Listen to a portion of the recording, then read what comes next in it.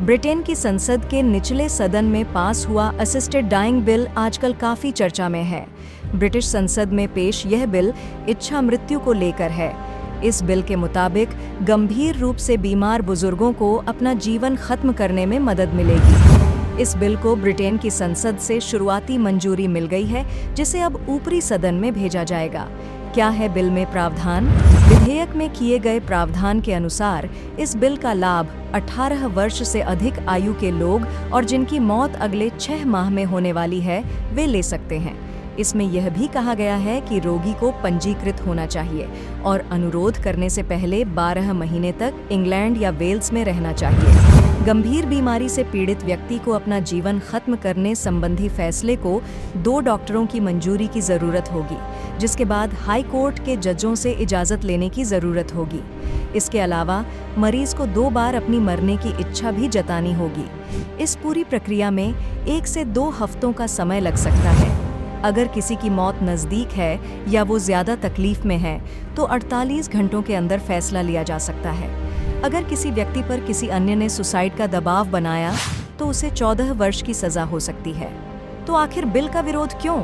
यह बिल भले ही निचले सदन से पास हो गया हो, लेकिन इसका रास्ता आसान नहीं है, क्योंकि बिल की वोटिंग के दौरान संसद के बाहर और अंदर दोनों जगहों पर विरोध देखने को मिला।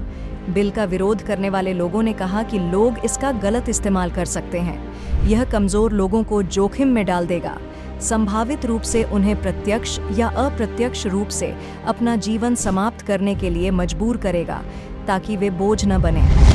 आलोचकों का तर्क है कि सहायता प्राप्त मृत्यु के बजाय जीवन के अंत में देखभाल में सुधार पर अधिक ध्यान दिया जाना चाहिए।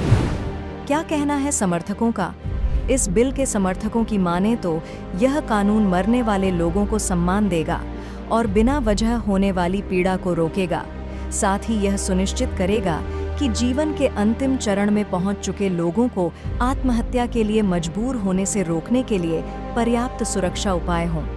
कई देशों में है इच्छा मृत्यु नियम।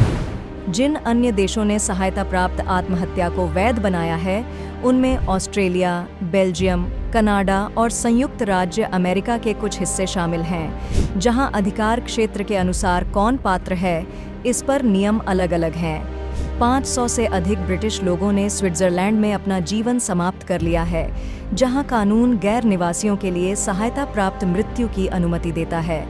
असिस्टेड डाइंग यानी सहायता प्राप्त आत्महत्या इच्छा मृत्यु से अलग होती है, जिसकी अनुमति नीदरलैंड और कनाडा में है, जिसमें चिकित्सक विशिष्ट परिस्थितियों में रोगी के अनुरोध पर उसे घातक इंजेक्शन देते हैं। क्या आपके हिसाब से असिस्टेड डाइंग पूरी दुनिया में लागू होना चाहिए? अपना जवाब कमेंट में दें।